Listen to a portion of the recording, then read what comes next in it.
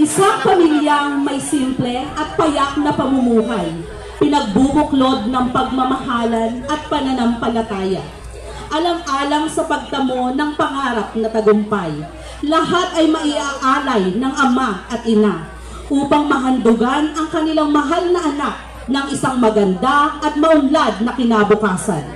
Sa pamamagitan ng awang kaloob ng may kapal at sa matamis na gabay ng mahal na poong Patron San Jose, ang pamilyang ito ay patuloy na nagsusumikap at ang mayabong na ani ng saging at niyog ang siyang naging daan.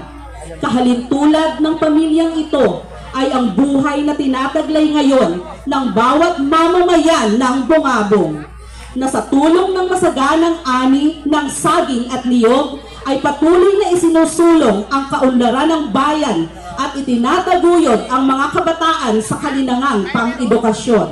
Kung kaya taon-taon ay ipinagdiriwang ang isang pagtatanghal, isang kapistahan upang magpasalamat sa poong may kapal at kay San Jose, na siya nating patrong hinirang. Halina't ating saksihan ang malaaliwang pagtatanghal na mga piling mag-aaral mula sa Labasan National High School upang isadula ang kwento ng pasasalamat at kasaganaan ng kanilang masining na pag-indak at makulay na gamit at kasuotan. Salamat sa masaganang ani. Mabuhay Sulyog! Mabuhay Bayan ng Bungabong!